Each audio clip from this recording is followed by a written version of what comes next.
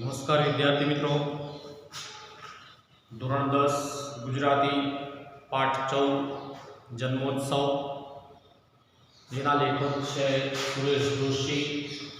साहित्य प्रकार नवलिका की टूंकी वार्ता अने गृह प्रवेश नामना वार्ता संग्रहमांथी आ वार्ता लेवामां आवी छे।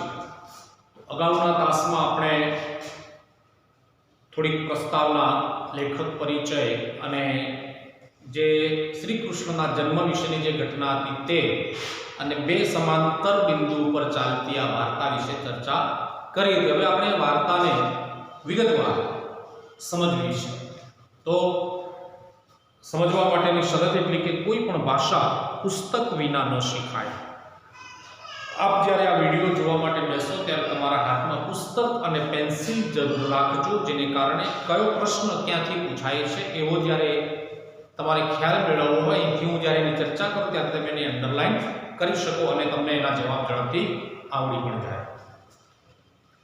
તો લેખક પરિચય તો આપણે જોઈ લીધો। હવે જે લેખક એ વાર્તાનો સાર આપણને પરિચય પછી જે સમજાવવા માંગે છે એનું થોડુંક વાંચન કરી લઉં, જોઈ લઈએ આપણે। તો ગૃહ પ્રવેશ વાર્તા સંગ્રહમાંથી લેવામાં આવેલી આ વાર્તામાં સમયના એક જ બિંદુ પર બે પરિસ્થિતિનું સમાંતર આલેખન કર્યું છે। અહીંયા અંડરલાઈન કરવાની જરૂર છે મિત્રો। પહેલો તો એવો પ્રશ્ન પૂછાય છે કે જન્મોત્સવ પાઠ શામાંથી લેવામાં આવ્યો છે? તો ગૃહ પ્રવેશમાંથી। અને જો સ્વાધ્યાયમાં પ્રશ્ન છે પોએમારનો બીજો કે આ પાઠમાં લેખક શું કહેવા માંગે છે? તો એમાં સી જવાબમાં આવે છે સમાજની જુદી જુદી બે પરિસ્થિતિનું ચિત્ર રજૂ કરવા માંગે છે, જેમાં અસીતના ટેકનોલોજીના જ્ઞાનને કારણે થતો કૃષ્ણ જન્મ, એની સાથે ભળેલું લોકોનું કુતૂહલ અને આનંદનો પ્રસંગ છે। કોણ ટેકનોલોજીનું જ્ઞાન જાણતું હતું? અસીત। જ્યારે કિશનનો જન્મ કાનજી માટે આનંદનો અવસર નથી, તો વળી પાછો સામે પ્રશ્ન, કાનજી માટે શું કયો પ્રસંગ આનંદનો અવસર નથી? तो एमना घरमां जन्मेला दीकरा किशन विषे। किशनना जन्म ए कांजी माटे आनंदनो अवसर नथी।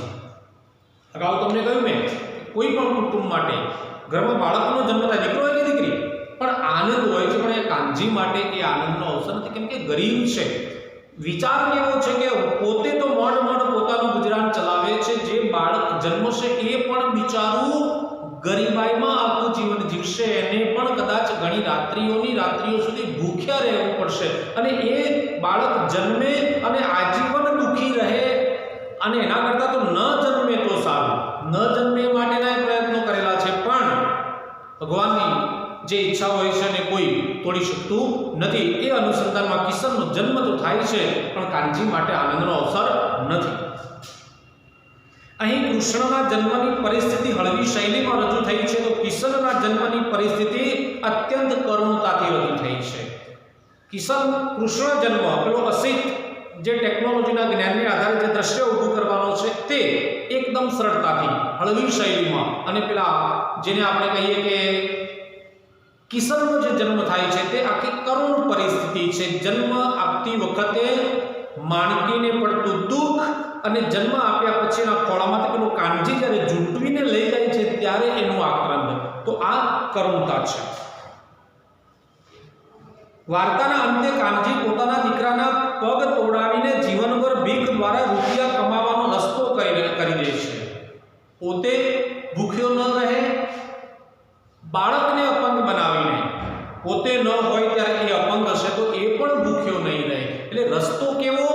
પોતાનું પેટીયું રડવાનો, પોતાનું ગુજરાન ચલાવવાનો, પૈસા કમાવાનો, પણ એમાં બાળકનું જીવન એ હોમી નાખે છે। એનું કારણ છે એના જીવનની ગરીબાઈ। માણેકની લાચારી અને દુઃખ વધારે પીડાદાયક છે।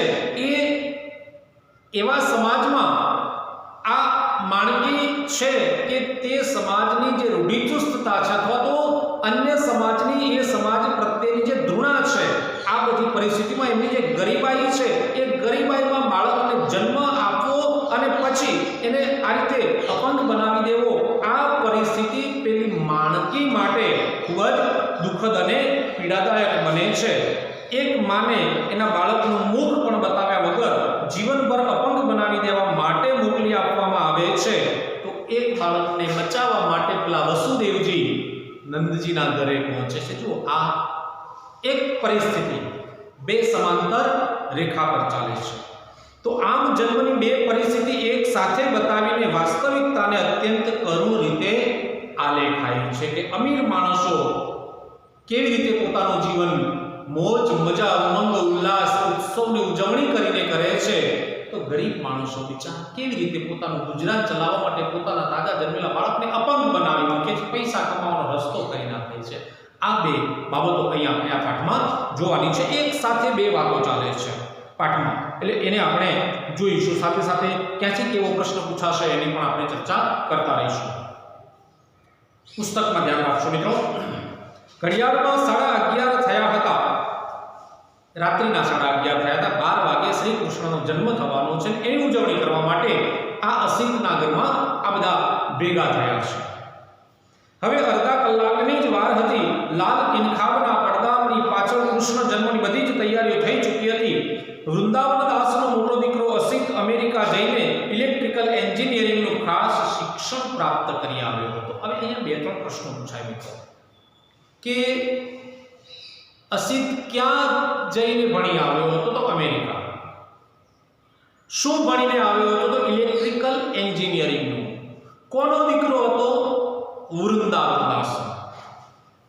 હવે લાલ કિનખાબના પડદાની પાછળ, કિનખા અહીંયા જો શબ્દો જરી બુટ્ટાના વણાટનું એક જાતનું કાપડ જેને કહેવાય કિનખા, મખમલનું જેમ કાપડ આવે છે એમાં કિનખાને ત્યાં તમને ખ્યાલ આવે માટે અહીંયા કેટલાક શબ્દ સમૂહો પણ લખ્યા છે. પાઠની ચર્ચાને થોડી અટકાવી હું આ ચર્ચા કરેલી જ્યારે શબ્દ આવે ત્યારે તમને એનો ખ્યાલ આવી જાય.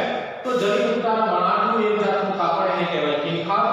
દુઃખના લીધે ઉમકારા કરવા, તો કણસવું, આંસુઓની ધારા, અશ્રુધારા, વૃક્ષોની હારમાળા એને કહેવાય વરરાજી. આંખ સામે ખડું થાય તેવું દૃશ્ય, તો તાદૃશ્ય. એક જાતનો ક્ષાર, ટંકણકાર, પાનાની પ્રમદ, જેટલા 52 પ્રકારની જે રમત આવે છે તે એ પાનાની પ્રમદ એને બ્રિજ એવો શબ્દ અહીં આપ્યો છે. વહેલી સવારે ગવાતો એક રાગ વિભાસ, યાદ રાખજો આઈએમપી છે. જગતને મોહ પમાડે તેવું, તો ભુવન મોહન. હવે જો જન્માષ્ટમીની રાત્રે 12 વાગે શ્રી કૃષ્ણ જન્મ પછી પ્રસાદી આપવામાં આવે જેને આપણે પંજરી કહીએ છીએ. ભાઈ અમારા મહેસાણામાં પંજરી બોલાય છે, બરાબર. આપણે અહીંયા પંચાજીરી એવો શબ્દ આપ્યો. કયા 5 તત્વો એમાં ઉમેરવામાં આવે? તો સૂંઠ, ખસખસ, અજમો, કોપરું અને જીરું. આ બધાનો ભૂકો કરીને એમાં ગુરુ ખાંડ મેળવીને કરેલું મિશ્રણ એને કહેવાય પંચાજીરી, પંજરી. પછી દમના રોગથી પીડાતો એને કહેવાય દમિયલ. જ્યોત હાલક લોલક થતી હોય તેવો દીવો, ફગફગીયો દીવો એટલે બુજાવવાની તૈયારી હોય ત્યારે એને જો થોડી વધારે સળગે પછી બુજાય જાય. કંટાળો ઉપજાવે તેવું લાંબુ વિવેચન એને કહેવાય પારાયણ. એટલે આપણને આમ ઘણી વખતે કેટલાક માણસો એકની એક વાત વારંવાર કયા કરે કે આપણને કંટાળો આવે, આ મારી પારાયણ બંધ કરે ને, એ રીતે પારાયણ શબ્દ છે. પછી કેટલાક એવા અપરિચિત શબ્દો છે જેમાં તળપદા શબ્દો પણ છે. તો જેમ કે થિયો તો થયો, મેલો તો મૂકો, ભાળ, પત્તો, ખબર, કુણ, કોણ, આ આપણા દેશીય શબ્દો છે. એના શિષ્ટ રૂપ આપણે જાણીએ છીએ. ઈમો તો એમાં, બચાડી, બિચારી, હાવ, સાર, તરકીબ, યુક્તિ, ઉપાય, કરામત. જેમ કે તુમુલ તો ભયંકર ભયાનક, હોંભળ હે તો સાંભળશે, હારે તો સાથે, અહીંયા જીત હારની વાત નથી. ભાળ્યું તો જોયું, કોનાના તો સોનાના, ભાઈ તો ભાઈ, મોર તો આગળ, પેલા મોરની વાત નથી, ધ્યાન રાખજો. ડોહા તો ડોસા અને પર્વતો તહેવાર. બીજી એક વાત તમને કેટલાક શબ્દો એવા છે જેમાંનો એક શબ્દ છે વસુદેવ અને વાસુદેવ. આ બંને વચ્ચેનો ભેદ પણ તમને ખ્યાલ હોવો જોઈએ. અહીંયા વસુદેવ એટલે શ્રી કૃષ્ણના પિતા અને વાસુદેવ એટલે શ્રી કૃષ્ણ પોતે. એટલે તો શ્લોક તમે ગાઓ છો, વસુદેવ સુતમ દેવમ કંસચારમ મર્દનમ દેવકી પરમાનંદમ કૃષ્ણમ વંદે જગદ્ગુરુ. તો વસુદેવ સુતમ દેવમ, વસુદેવનો પુત્ર એવો દેવ શ્રી કૃષ્ણ એની વાત કરે. વસુદેવ એટલે શ્રી કૃષ્ણના પિતા અને વાસુદેવ એટલે શ્રી કૃષ્ણ. તો એ એક શબ્દનો અર્થ તમને ખ્યાલ હોવો જોઈએ. તો ઘડિયાળમાં 11:30 થઈ ગયા છે. અડધા કલાક પછી પેલો કિનખાબનો પડદો ઉપાડવાની લોકો રાહ જોઈ રહ્યા છે. એની બધી તૈયારીઓ થઈ ચૂકી છે. વૃંદાવન દાસનો મોટો દીકરો અસિત અમેરિકા જઈને ઇલેક્ટ્રિકલ એન્જિનિયરનું જ્ઞાન મેળવીને આવ્યો છે અને એણે બધાને આશ્ચર્યમાં ગરકાવ કરી નાખે એવી તરકીબ રચી છે. તરકીબ એટલે યુક્તિ. હવે જુઓ, ગામડા લોકો આ બધી ખબર નથી, પણ પેલો અમેરિકા જઈને જે શીખીને આવ્યો છે એણે એ આખું જેને કહીએ કે પડદા ઉપર જે ચિત્ર બતાવવાનો છે શ્રી કૃષ્ણ જન્મનું, અને એની બધી તૈયારી થઈ ચૂકી છે, ત્યારે કેવી રીતે ચિત્ર આવશે, કેવી રીતે શ્રી કૃષ્ણનો જન્મ થશે, કેવી રીતે પેલો નાગ આવશે, કેવી રીતે નદીમાં જગ્યા થશે, આ બધી જે જાણવાની જે કુતૂહલતા છે એ પેલા ગામડાના લોકોમાં હતી.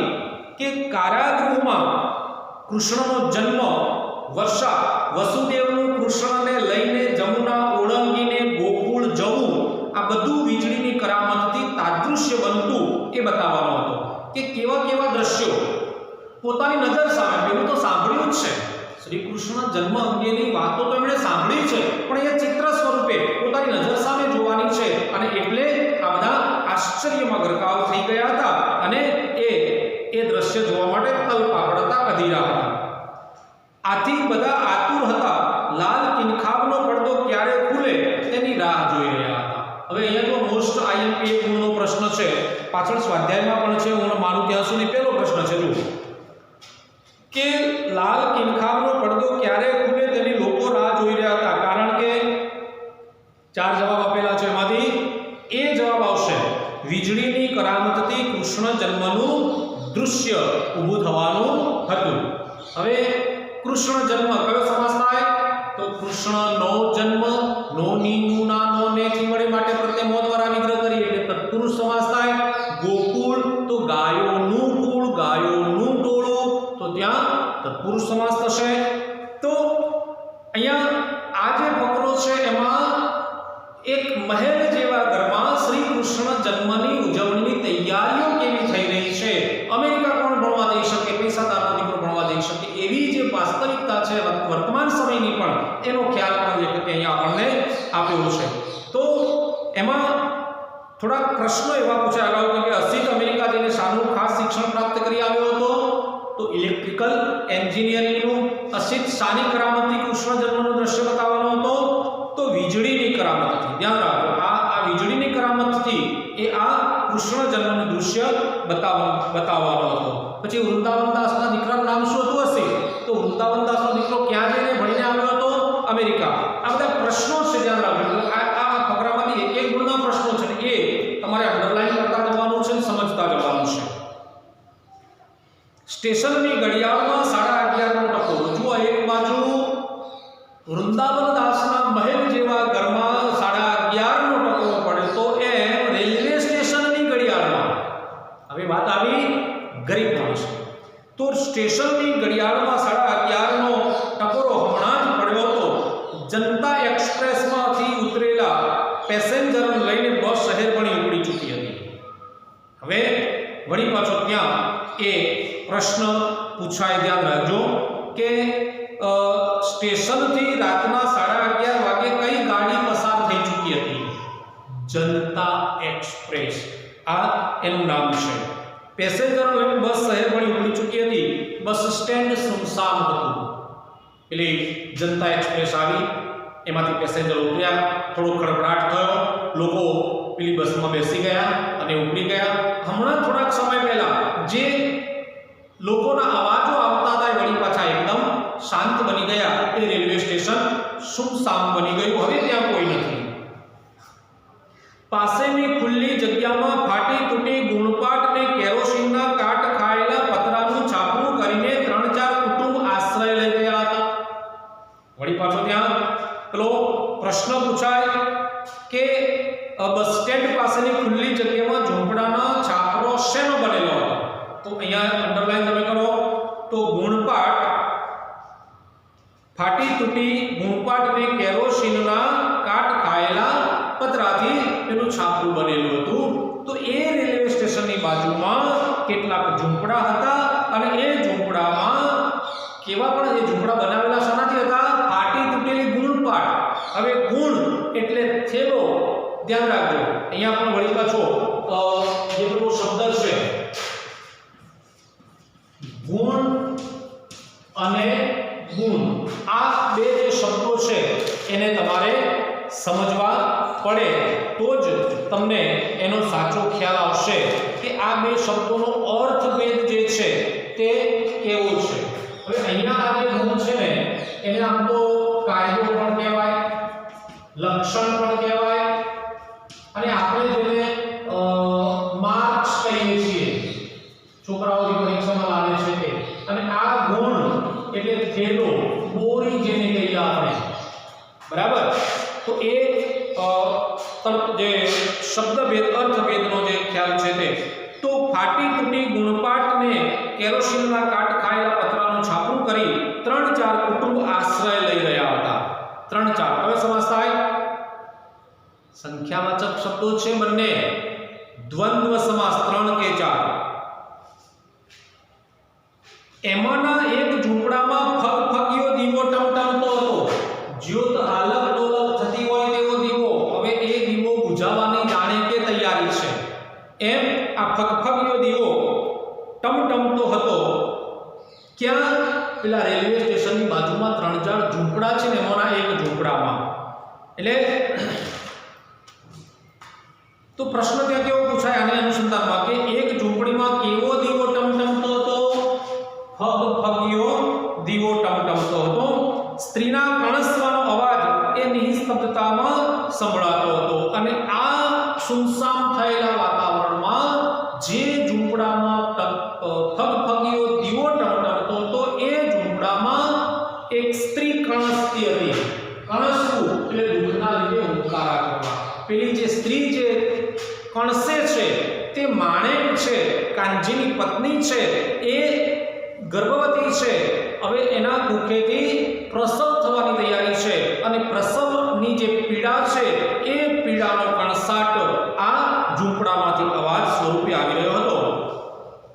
એક બાજુ જોરદાર તૈયારીઓ ચાલી રહી છે અને લોકો મોજ મજા કરી રહ્યા છે, તો બીજી બાજુ એ જ સમયે આ સ્ત્રી કણસી રહી છે. ઝૂંપડી પણ એ ઝૂંપડાની વસ્તીએ એના પર ધ્યાન આપ્યું એમ લાગતું નહોતું. 3-4 ઝૂંપડા હતા, આમ તો બધાયને અવાજ સંભળાય પણ લોકોએ જાણે કે એના તરફ બહુ ધ્યાન આપ્યું નહોતું, કેમ કે એમનું તો રોજનું હતું કે જે આ લોકોને દુઃખ છે એ દુઃખ તેઓ ટેવાઈ ગયેલા હતા એટલે કોઈનું ધ્યાન નહોતું. તેઓ અડધા ઊંઘમાં અને અડધા જાગતા એવી અવસ્થામાં કોઈ બોલતું સંભળાયું. એલા કાનજી, માણકી કણસે છે, જરા જઈને જોતો ખરો. તો ત્યાં કોઈક આમ અર્ધ જાગૃત અવસ્થામાં આ અવાજ સાંભળ્યો એટલે કાનજીના ઘરમાંથી અવાજ આવતો. બધાને ખબર હતી કે આ જે માણકી છે એ ગર્ભવતી છે, કદાચ હવે એને બાળકનો પ્રસવ થવાનો સમય થયો છે એટલે કણસે છે. તો કોઈ વ્યક્તિ પેલા કાનજીને કે ભાઈ જોતો ખરો આ માણકી કણસે છે, શું થયું, બાળકનો જન્મ થયો કે ના થયો, એને કોઈ તકલીફ તો નથી. આ બધું એક ચર્ચા સ્વરૂપે ગરીબ માણસો માટે. આમ અમીર માણસના ઘરમાં તો કદાચ આવો પ્રસંગ હોય તો દવાખાને પહોંચાડવાનું હોય, કેટલાય માણસો એની આજુબાજુની સીમા ચાકરી કરવા માટે તૈયાર. જ્યારે અહીંયા તો એનો પતિ પણ બહાર બેઠો છે, એ પણ એના પત્ની પાસે નથી. બીજાએ પણ એવા જ અવાજે જવાબ આપ્યો, એમાં હું જોવા જાઉં તો વખત થયો લાગે છે. જો અહીંયા વખત થયો લાગે છે મતલબ પેલી માણકીની કુખેથી બાળકના પ્રસવનો જે સમય છે, બાળક જન્મનો જે સમય છે તે થયો છે. કદાચ બાળક જન્મતું હશે અને માટે તે પીડા અનુભવે છે, તે કણસાટ કરે છે, તે હુંકારા કરે છે. અંધારે ખૂણેથી કોઈ ડોશી ખોખરા કર્કશ અવાજે બગડી. કર્કશ અવાજે વૃદ્ધ સ્ત્રી, જેને આપણે દાયણ કહીએ છીએ, સુવાવડ કરાવનારી સ્ત્રી. પ્રાચીન સમયમાં આવા દવાખાના નહોતા એટલે આવી જે અનુભવી જે સ્ત્રીઓ છે એ પેલી સ્ત્રીનો પ્રસવ કરાવતા. તો એ બોલી કે માણકીએ જબરીને એના પેટમાંનું છોકરું એ જબરું માળું ટંકણખાર દીધો તોય કોઈ ન વળ્યું. ટંકણખાર શબ્દ જે જો એક જાતનો ક્ષાર, એક ક્ષાર કોઈ વ્યક્તિને પીવડાવવામાં આવે તો એના અંદર ગર્ભમાં રહેલું જે બાળક છે તે મૃત્યુ પામે. એટલે અહીંયા કર્કશ અવાજે પેલી ડોશી સુવાવડ કરાવનારી સ્ત્રી બોલે છે કે માણકીએ જબરી અને એના પેટમાંનું છોકરું જબરું એને ટંકણખાર દીધો તોય તે મર્યું નથી. હવે કોઈ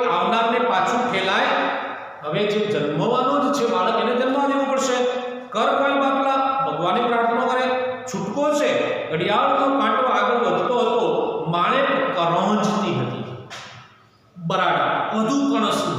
જેમ જેમ પેલા બાળકનો જન્મ થતો હતો તેમ તેમ એનું દુઃખ વધતું હતું અને એના કારણે એ જોરદાર ચીસો પાડતી હતી, કરંજતી હતી. આકાશને કદી વીજળી વિંધી જતી હતી. તો જુઓ હવે શ્રાવણ વદ આઠમની રાત્રિ છે, વર્ષા ઋતુ છે. એક બાજુ ફગફગીયો દીવો, બીજી બાજુ આ માણકીની જોરદાર ચીસો અને ત્રીજી બાજુ આકાશમાં જોરદાર વીજળીના કડાકા અને વાદળના ગડગડાટ અને પવનના સુસવાટા. આ કેવું વાતાવરણ છે તે આપણે સમજી શકીએ. દુઃખી માણસના જીવનમાં દુઃખ કેવી રીતે એને ચારે બાજુથી ભીંસમાં લે છે તેનો ખ્યાલ આપણને લેખક અહીંયા આપવાનો પ્રયત્ન કરે છે. ભારે કડાકો થતો હતો ને ભારે વરસાદ માથે ઝઝુમી રહ્યો હતો. હવે ગુણપાટ નાખેલા પતરા, આ ઝૂંપડા, જોરદાર વરસાદ વરસતો હતો, પવનના સુસવાટા લેતો હતો. કદાચ આ સુવાવડી સ્ત્રી ઉપર પેલી ગુણપાટમાંથી વરસાદનું પાણી પણ અંદર પડતું હશે. અને આવી પરિસ્થિતિમાં આ સ્ત્રી બાળકીને જન્મ આપી રહી છે. ઘડિયાળનો કાંટો આગળ વધતો હતો.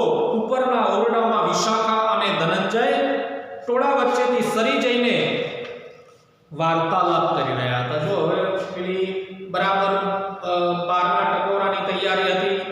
એક બાજુ વૃંદાવન દાસના ઘરમાં સીધે કેવી આખી તરકીબ રચી હતી, બીજી બાજુ પેલી માણકીના ઘરમાં એક કેવી કરંજતી હતી, કેવો સમય હતો, કેવી દુઃખી હતી. હવે અહીંયા વળી પાછું આ પેલા વૃંદાવન દાસના ઘરનું વાતાવરણ છે કે વિશાખા અને ધનંજય આ બે એકાંતમાં ઉપરના માળે જઈને વાતો કરતા હતા. તેમને એમ લાગ્યું કે હવે તો નીચે જવું જ પડશે, એટલે કે હવે બરાબર 12 વાગવાની તૈયારી છે. પેલા અસીતે જે તરકીબ રચી છે એ તરકીબ આપણે જોવા માટે જવું પડશે, એટલે કે નીચે તો જવું જ પડશે. વૃંદાવનદાસ અને તેમની મંડળી બેઠકમાં ભાગવતનું શ્રવણ કરતી હતી. તે પણ હવે વખત થવા આવ્યો જાણી ઠાકોરજીના ઓરડા તરફ આવવાની તૈયારીમાં હતી. હવે અહીંયા આઈએમપી પ્રશ્ન છે, જરા અંડરલાઈન કરજો કે ભાગવતનું શ્રવણ કોણ કરી રહ્યું હતું? શ્રવણ એટલે સાંભળવું. આ ભાગવતની કથા કોણ સાંભળી રહ્યું તો વૃંદાવનદાસ અને તેમની મિત્ર મંડળી આ ભાગવતનું શ્રવણ કરતા હતા. અને એમને પણ થયું કે હવે 12 વાગવાની તૈયારી છે, તો ચાલો આપણે ત્યાં ઠાકોરજીના મંદિરમાં જઈએ અને અસીતે જે કરામત રચી છે એને આપણે જોઈએ. કહેવાનો અર્થ એ છે, જો અહીંયા પેલા વિશાખા અને ધનંજય વાર્તાલાપ કરતા હતા, વૃંદાવનદાસ અને એમની મિત્ર મંડળી ભાગવતનું શ્રવણ કરતી હતી. આ બધું શું છે? આવું વર્ણન લેખકને કેમ કરવું પડ્યું? તો અમીર માણસો પોતાનું જીવન કેવી વૈવિધ્ય સફળતાથી જીવે છે તે બતાવવું છે, અને ગરીબ માણસ કેવા ઝૂંપડામાં રહે છે અને એના ઘરમાં કોઈ બાળકનો જન્મ થવાનો હોય ત્યારે પણ એના ઘરની પરિસ્થિતિ કેવી છે તે વાત લેખક અહીંયા આપણને સમજાવવા માંગે છે. એટલે કહ્યું કે ઠાકોરજીના ઓરડા તરફ આવવાની તૈયારીમાં હતી. ઠાકોરજીનો ઓરડો એટલે શ્રી કૃષ્ણ ભગવાનનું જે જ્યાં બધું આયોજન કરવામાં આવ્યું હતું ત્યાં. મધુસૂદન અને તેમની મિત્ર મંડળી બ્રિજના 2 રબર પૂરા કરીને અસિતની કરામત જોવા યથાસ્થાને ગોઠવાઈ જઈને ટોળ ટપ્પા હાંકી રહી હતી. જો હવે ભાગવતનું શ્રવણ કોણ કરતું હતું અને બ્રિજના 2 રબર પૂરા કરીને અસિતની કરામત જોવા કોણ ગોઠવાઈ ગયું? આ 2 બાબતો છે. કઈ મંડળી ભાગવતનું શ્રવણ કરતી હતી, કઈ મંડળી બ્રિજની રમત રમતી? બ્રિજ તમને કહ્યું હતું 52 પાનાની રમત, બરાબર? તો વૃંદાવનદાસ અને તેમની મિત્ર મંડળી ભાગવત શ્રવણ કરી રહી હતી. મધુસૂદન અને તેમની મિત્ર મંડળી બ્રિજના પાના રમી રહી હતી. આ 2 પ્રશ્નો છે. એક બાજુ પાના રમાય છે, તો આ કેવી જાહો જલાલી છે, કેવી મોજ મજા છે. તો મધુસૂદન અને તેમની મિત્ર મંડળી પાના રમી રહ્યા છે. જેના ઘરમાં આ પ્રસંગ ઉજવાઈ રહ્યો છે એ વૃંદાવનદાસ અને એમની મિત્ર મંડળી ભાગવત શ્રવણ કરી રહી છે. યથાસ્થાને ગોઠવાઈ જઈને ટોળ ટપ્પા હાંકી રહી હતી. અસિત સાવ નિશ્ચિત બનીને એક બાજુએ રીટા જોડે વાત કરતા હસી હસીને બેવડ વળી જતો હતો. તો અસિત કોની જોડે વાત કરતા બેવડ વળી જતો હતો?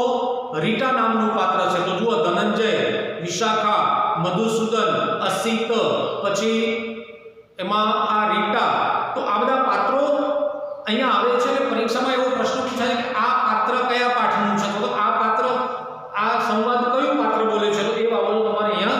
એક સમજવાની છે. ત્યાં શણિયું પહેરીને મુખિયાજી આવ્યા. વળી પાછો નવો પાત્રનો પ્રવેશ થયો. મુખિયાજી એટલે ગામના જે મુખી છે તે.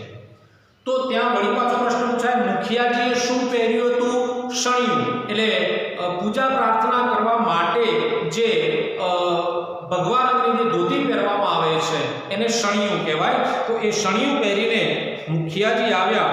નિજ મંદિરમાં જઈને છેલ્લી તૈયારીમાં એ પરોવાઈ ગયા.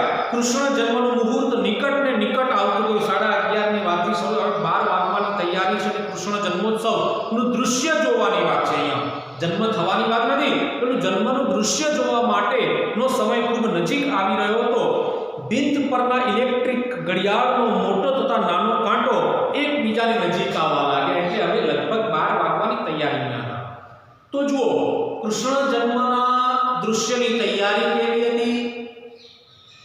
બીજી બાજુ પેલા છાપરામાં કિશનના જન્મનું કેવું દ્રશ્ય હતું. વળી પાછું આ તૈયારી કરી રહ્યા હતા ત્યારે 12 વાગતા સુધીમાં આ મહેલ જેવા ઘરમાં લોકો કેવી મોજ મજા કરી રહ્યા હતા. કોઈ ભાગવત શ્રવણ કરતું હતું, કોઈ બ્રિજની રમત રમતું હતું, કોઈ વાર્તો કરતું હતું, કોઈ ટોળ ટપ્પા કરતું હતું, કોઈ એની માટેની તૈયારીઓ કરતું હતું. આનંદ ઉલ્લાસ હતો. જ્યારે પેલી બાજુ દુઃખ બરાબર 12 વાગવાની તૈયારી છે. હવે વળી પાછું માણકીનો પ્રસંગ આવ્યો. જુઓ કે સ્ટેશનના ઘડિયાળના કાંટા પણ એકબીજાની નજીક આવતા જતા હતા. જેમ પેલા અસિતના ઘરમાં, વૃંદાવન દાસના ઘરમાં ઘડિયાળના કાંટા નજીક આવતા હતા, તેમ આ સ્ટેશનના ઘડિયાળના કાંટા પણ બરાબર નજીક આવતા જતા હતા. માથા પર ઝઝુમી રહેલા વાદળ તૂટી પડ્યા હતા. એટલે જોરદાર વરસાદ ચાલુ થઈ ગયો હતો. વરસાદની ઝડી વિંજાવા લાગી હતી. બસ સ્ટેન્ડ પાસેના છાપરા ઉડું થઈ રહ્યા હતા. જોરદાર પવન ફૂંકાતો હતો, જોરદાર વરસાદ વિંજાતો હતો, વાદળના ગડગડાટ થતા હતા, વીજળીના કડાકા થતા હતા. પેલા છાપરા ઉપર નાખેલા જે ગુણપાટ છે, પતરા છે, એ ઉડું થઈ રહ્યા હતા. ગરીબ માણસના ઘરની પરિસ્થિતિ કેવી છે, કેવી પરિસ્થિતિમાં તેઓ જીવી રહ્યા છે, અને બીજી બાજુ પેલા લોકો કેવા તાગડદિનના કરી રહ્યા છે. આ બે એક સમયના બિંદુ ઉપર આ સમાંતર આલેખન લેખન કરવામાં અહીંયા બરાબર સફળ થયા છે. સુસવાટા પવનના અવાજમાં હમણાં જ સ્ટેશનને ગજાવી મૂકી આવેલા ગુજરાત મેલના અવાજમાં માણેકના કરંજવાનો અવાજ સ્પષ્ટ સંભળાતો નહોતો. કઈ ગાડી આવી પછી જતી રહી હતી? જનતા એક્સપ્રેસ. 12 વાગવાની તૈયારી હતી. અને એ વખતે એ રેલવે સ્ટેશન ઉપર કઈ ગાડી આવી કે જેના અવાજમાં પેલી માણેકનો કરંજવાનો અવાજ સંભળાતો નહોતો? તો ત્યાં જવાબ આવશે, ધ્યાન રાખજો, ગુજરાત મેલ. અહીંયા જનતા એક્સપ્રેસ અને ગુજરાત મેલ, આ બે જે ગાડીના નામ છે એ પ્રસંગ કયો છે, સમય કયો છે તે, અને અહીંયા આ કરંજવાનો અવાજ ક્યારે સંભળાતો નથી? તો ગુજરાત મેલના આવવાના અવાજમાં એ માણકીના કરંજવાનો અવાજ સંભળાતો નથી. એ એક બાબત ત્યાં તમારે સ્પષ્ટ સમજવાનું છે, યાદ રાખવાનું કે જનતા એક્સપ્રેસ શું અને ગુજરાત મેલ શું. પેસેન્જરોને કારણે બસ સ્ટેન્ડ વળી થોડી વારને માટે જાગતું થયું. પળવારમાં એ લીલા સમેટાઈ ગઈ. ધીમે ધીમે નિસ્તૃપ્તતા છવાઈ ગઈ. વરસાદ એક ધારો પડવા માંડ્યો. એકાએક ફગફગ્યો દીવો બુઝાઈ ગયો અને નિસ્તૃપ્તતા વિંધીને નવા જન્મેલા બાળકનું રુદન ગાજી ઉઠ્યું. આ કાનજીના ઘરમાં, આ છાપરામાં એક બાજુ જોરદાર વાદળ વરસી રહ્યા છે, વીજળીના કડાકા થઈ રહ્યા છે, પવનના સુસવાટા બોલાઈ રહ્યા છે, પેલા છાપરા જે છે એના ગુણપાટ ને પતરા ઉડું થઈ રહ્યા છે. પેલો ફગફગીયો દીવો એકદમ બુઝાઈ ગયો. આનો અર્થ કૃષ્ણ માણકીના ઘરમાં બરાબર 12 ને ટકોરે પેલા બાળકનો જન્મ થયો અને એ બાળકનું રુદન થવા લાગ્યું. તો આ સમય કેવો છે? જોરદાર વરસાદ એક ધારો વરસી રહ્યો છે, પવનના સુસવાટા બોલી રહ્યા છે, પેલો ફગફગીયો દીવો બુઝાઈ જાય છે, ત્યારે શ્રી કિશનના જન્મ થાય છે અને એ બાળકનું રુદન સમગ્ર વાતાવરણમાં ગાજી ઉઠે છે. જો અહીંયા બરાબર 12 વાગે પેલા માણકીની કુખેથી બાળકનો જન્મ થઈ ગયો છે, તો ઘડિયાળના બે કાંટા ભેગા થતા સાથે જ ઇનખાબનો લાલ પડદો સર કરતો કને સરી ગયો. હવે અહીંયા મહત્વની વાત છે કે જો આ બાજુ કેવા વાતાવરણમાં જોરદાર વરસાદ પેલી માણેકે બાળકને જન્મ આપ્યો. હવે આ બાજુ પેલા અસિતના ઘરમાં પણ બારના ટકોરે શું થયું તો એ જોવાનું છે. તો પેલું લાલ લીખાવનો પડદો ક્યારે સરી જાય અને આ અસિતની તરકીબ જોવા મળે, શ્રી કૃષ્ણ જન્મોત્સવનું દ્રશ્ય જોવા મળે, એના માટે નહીં આમ તાલાવેલી બેઠેલા માણસોનો સમય પૂરો થાય છે અને એ પેલો પડદો સર કરતો ને સરી ગયો. આકાશમાંથી તેજનો પુંજ અવતરતો હોય તેમ ઝબકારો થયો. એટલે પેલા પડદા ઉપર એક આકાશમાંથી એક તેજનો લીસોટો પુંજ, તેજ પુંજ એટલે કે આમ દીવો આમ સળગતો આવ્યો અને આ દેવકીનું જે પાત્ર બનાવેલું છે એના ખોળામાં એ ઝબૂક્યો અને એ તેજ પુંજ રૂપે એ ઝૂલવા લાગ્યો અને કારાગૃહના અંધકારમાં એ તેજ પુંજ અજવાળું પાથરતો હતો. કારાગૃહમાં અંધારું એવું દ્રશ્ય હતું. એક તેજનો લીસોટો આવ્યો, પેલી દેવકીના ખોળામાં પડ્યો અને એ દેવકીના ખોળામાંથી પડેલા આ તેજપુંજને કારણે એ જે અંધકાર છે તે અંધકારમાં પ્રકાશ ફેલાતો હતો. ઘડીક બહારનો ઝબકારો અંદર ડોક્યું કરી જતો હતો. વીજળીના ચમકારા જોરદાર થઈ રહ્યા હતા. એ વખતે અહીંયા પણ અમીરના ઘરે વરસાદ ના પડે, ગરીબના ઘરે વરસાદ પડે એવું ના હોય, પણ અહીંયા એ વીજળીના ચમકારાની અસર, એ વાદળ, એ ગડગડાટની, એ જોરદાર પવનના સુસવાટાની અસર આ ઘરમાં જે દ્રશ્ય ઉજવું હતું એમાં નહોતી. એ અસર તો પેલા ગરીબના ઘરમાં હતી. પણ અહીંયા બહારથી આ તેજના લીસોટા પણ એ ઘરમાં પ્રવેશી જતા હતા. એકાએક કાંસા, ઝાલર, મંજીરાના શંખનો તુમુલ ધ્વનિ થયો. અહીંયા અંડરલાઈન કરવાનું છે. કેવો પ્રશ્ન પૂછાય કે એકાએક શાનો તુમુલ ધ્વનિ થયો, આવો પ્રશ્ન પૂછાય તો કઈ કાંસા, પેલી જે થાળી જેવો આકાર હોય પછી એને વગાડવામાં આવે, કાંસા, પછી ઝાલર, મંદિરમાં પેલું ગોળ પિત્તળનું એક થાળું હોય છે પછી એના ઉપર વગાડવામાં આવે તે એને ઝાલર કહેવાય. મંજીરા એ તો આપણે ભજન મંડળીમાં મંજીરાને જોયા છે. અને શંખ, આ બધું પેલા ચિત્રમાં, પેલા દૃશ્યમાં આ બધું જ થયું. તુમુલ ધ્વનિ થયો. બહાર બેઠેલા રામદીન શરણાઈ વાળાએ પ્રભાત નહોતું થયું છતાં બિભાસના સૂર છેડે. જો બિભાસ એટલે શું? પહેલી સવારે ગવાતો એક રાગ. તો આ રામદીન નામનો જે શરણાઈ વાળો હતો એને સવાર નહોતું થયું તો પણ આ કૃષ્ણ જન્મ થયો એટલે બિભાસના સૂર છેડ્યા. તો પ્રશ્ન પૂછાય કોણે બિભાસના સૂર છેડ્યા? રામદીન શરણાઈ વાળાએ. ક્યારે? સવાર નહોતું થયું તો પણ. પ્રેક્ષકો ઊભા થયા. કૃષ્ણ જન્મના રંજન કાર્યક્રમનું એક પર્વ પૂરું થયું. એટલે કૃષ્ણ જન્મ થવાનો જે એક ભાગ છે એ અહીંયા પૂરો થયો. કેવી રીતે? તેજનો લીસોટો આવ્યો, અંધકારમાં અજવાળું થયું અને બહારથી પેલો પ્રકાશ ડોકાતો હતો. કૃષ્ણનો જન્મ થયો. પેલા રામદીન શરણાઈ વાળાએ ત્યાં શરણાઈ વગાડી અને કૃષ્ણ જન્મ 12 વાગ્યાના સમયે શ્રી કૃષ્ણનો જન્મ થયો. આ એક ભાગ, એક પર્વ ત્યાં પૂરું થયું. એમ પેલા કાનજીના ઘરમાં પણ કિશનનો જન્મ થયો. એ ભાગ એક પૂરું. કેવું સમાંતર રેખામાં આ બે જે બાબતો છે તે ચાલે છે. હવે અહીંયા બે ગુણનો પ્રશ્ન આ ફકરામાંથી પૂછાય. મિત્રો હું સાથેની ચર્ચા કરતો રહું છું, ધ્યાન રાખજો તમે પણ કે અસિતે કૃષ્ણ જન્મની કઈ તરકીબ રચી હતી તે જણાવો. અસિતે કૃષ્ણ જન્મની કઈ તરકીબ રચી હતી તે જણાવો. એવો પ્રશ્ન જ્યારે પૂછાય ત્યારે અસિતે આધુનિક ટેકનોલોજીના જ્ઞાનના આધારે કૃષ્ણ જન્મ માટે આશ્ચર્યચકિત કરી દે તેવી વીજળીની તરકીબથી રચી હતી. વીજળીની તરકીબ રચી હતી અને એમાં પડદો ખુલતા જ આકાશમાંથી તેજપુંજ આવ્યો. પેલા જન્મ લેતા તેમ કૃષ્ણનો જન્મ થયો દેવકીના ખોળામાં અને એ અંધકાર ભર્યા વાતાવરણમાં એક પ્રકાશનો લીસોટો થયો. એકાએક એ સમયે જેવો પેલો તેજપુંજ પેલી દેવકીના ખોળામાં આવ્યો ત્યાં એકાએક કાંસા, ઝાલર, મંજીરા અને શંખનો તુમુલ ધ્વનિ થયો અને ભગવાનને ધરાવેલા જે અન્નકૂટ છે એ બધું ત્યાં દ્રશ્ય એમને જોવા મળ્યું. અને આમ આ તરકીબથી શ્રી કૃષ્ણ જન્મ થયો એવું એક દ્રશ્ય ત્યાં આપણને જોવા મળે છે. એ આ ફકરામાંથી આપણે જોયું. હવે અહીંયા તો કૃષ્ણ જન્મનું એક પર્વ પૂરું થયું.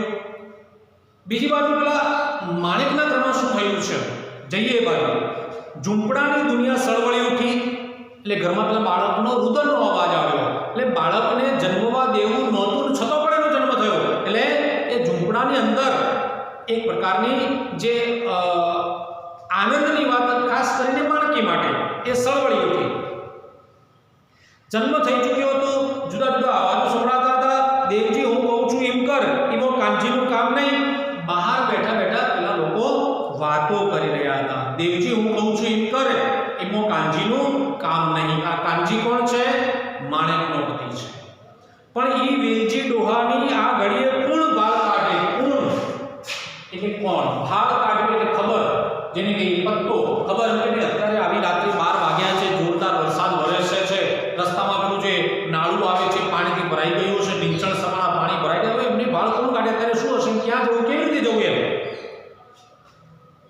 તો હવે જો એમાં મુખિયાજી પછી બીજું પાત્ર વેલજી ડોસા કે જે બાળકોને ટાચકા ફોડવાનું, અપંગ બનાવવાનું કામ કરે છે, 1 રૂપિયો લઈને. લો તારે અમને કહો છો કે તમે જાઓ ને મારા ભાઈ. ભાઈ એટલે ભાઈ, તળપદો શબ્દ છે.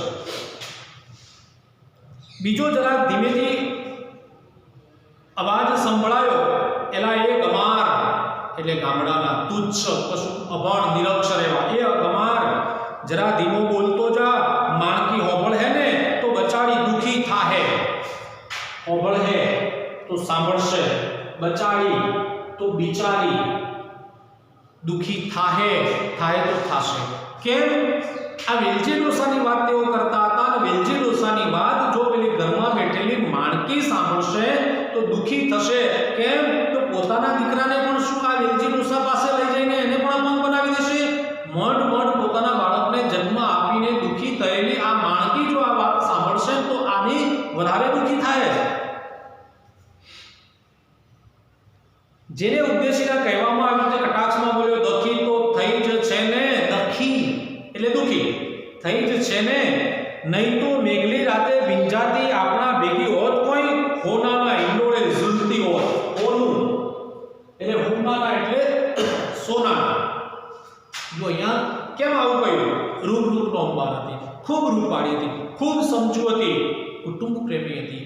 જો કદાચ એ અત્યારે આપણી વચ્ચે ન હોત તો કોઈ અમીર માણસના ઘરમાં સોનાના હિંચકે ઝૂલતી હોત ને. એવી રૂપાળી હતી, એવી સંસ્કારી હતી, પણ બિચારી દુખી તો થઈ છે ને કે આપણા ભેળી આવીને પડી છે. એના જવાબમાં કોઈ બોલ્યું, અરે ભૈલા જાજી લપ મેલો ને,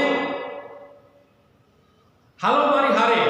હારે એટલે સાથે, ધ્યાન રાખજો. હાલો મારી હારે. પ્રતાપગંજમાં જતો પેલું નાળું નથી પાડી લ્યા, ત્યાં ઓલ્યો છાપરો દીઠો કની, ત્યાં જવાનું છે. હવે પ્રશ્ન પૂછાય, વેલજી ડોસા ક્યાં રહેતા હતા? તો પ્રતાપગંજ પાસેના છાપરામાં. વેલજી ડોસા ક્યાં રહેતા હતા? પ્રતાપગંજ નામનું જે સ્થળ છે એની પાસે જે પેલો થોડોક છાપરો છે ત્યાં આ વેલજી ડોસા રહેતા હતા. ત્યાં જવાનું છે. એના જવાબમાં કોઈ બોલ્યું, ના ભાઈલા, એ આપણું કામ નહીં. આ પાણી પડે છે એ તો જુઓ. ઘૂંટણમાં પાણી ના હોય તો મને કહેજો, કેમ કે આ પાણી પડે છે. પ્રતાપગંજ જતો વચ્ચે નાળું આવે છે, એમાં ઘૂંટણ સમાના પાણી હશે. આપણું કામ નહીં આવી મેઘલી રાત્રે ત્યાં જવાનું. તો જુઓ અહીંયા દ્રશ્ય કયું છે તમારી સામે? કૃષ્ણનો જન્મ થયા પછી વસુદેવજી એને લઈને ગોકુળમાં જવાના હતા, તે એ આવશે. પણ અહીંયા પેલા કિશનના જન્મ પછી એને પેલા વેલજી ડોસા પાસે મેઘલી રાત્રે પાણીમાં જતા એને ત્યાં લઈ જઈને એનું જીવન ભવિષ્યમાં ભીખ મળી રહે માટે, અપંગ બનાવવા માટે ત્યાં લઈ જવાનો પ્રશ્ન અહીંયા છે. એટલે ત્યાં હવે કાનજી લઈને શું કરે છે? બીજો વધારે આંકડો થઈને બોલ્યો. અહીંયા આ આંકડો શબ્દ છે એને પણ થોડોક તમારે સમજવાની જરૂર છે મિત્રો. આકરું એટલે કઠણ, ધ્યાન રાખજો.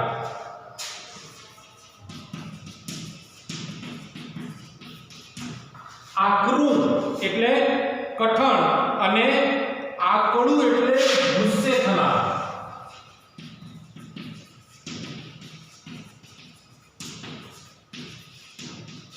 આકરું એટલે ખૂબ ગુસ્સે થવું એવો અર્થ એમાં રહેલો છે. એટલે જો અહીંયા આકડો અળ શબ્દ છે એટલે ગુસ્સે.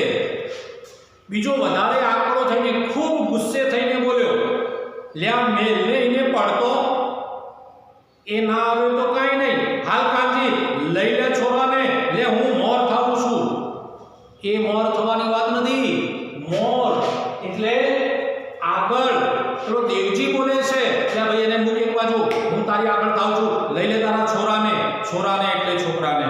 બાળકના હૃદયનો અવાજ બહાર આવ્યો. પેલો કાનજી પેલી માણકીના ખોળામાંથી તાજું જન્મેલું બાળક છે ઝૂંટવીને લઈને બહાર આવે. જુઓ અહીંયા ઝૂંટવી લેવામાં આવે છે, પેલું પેલા ટોપલામાં મૂકીને ઉપાડીને લઈ જવામાં આવે છે. કાદવ ખૂંદતા 4 પગલાનો ડબડબ અવાજ રુદનમાં ભળી ગયો. 4 પગલા એટલે કાનજી અને દેવજી આ બે જણા ચાલતા હતા. ડબડબ પેલા પાણીને ગારો ખૂંદતા ખૂંદતા વેલજી ડોહાના ઘર તરફ જઈ રહ્યા હતા. વરસાદ વરસતો હતો, પવન વિંઝાતો રહ્યો, ઘડિયાળના કાંટા છૂટા પડ્યા, છૂટા પડીને આગળ વધવા લાગ્યા. આ બાજુ પેલો કાનજી અને દેવજી માણકીના ખોળામાંથી ઝૂંટવીને પેલા કિશનને વેલજી ડોસાના ઘર તરફ લઈ જઈ રહ્યા છે. આ એક દ્રશ્ય છે. ગરીબ માણસ કેવી પોતાની જિંદગીને ભવિષ્યના વિચારના અનુસંધાનમાં એ કાર્ય કરી રહ્યો છે તે.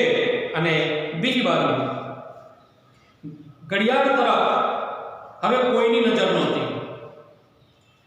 અસીતની માયાવી સૃષ્ટિને બધા સ્તબ્ધ બનીને જોઈ રહ્યા હતા. હવે ઘડિયાળનો 12 વાગવાની ચિંતા, કેમ કે 12 વાગવાની ચિંતા તો એમ હતી કે ક્યારે આ લાલ કિંખાબનો પડદો સરે.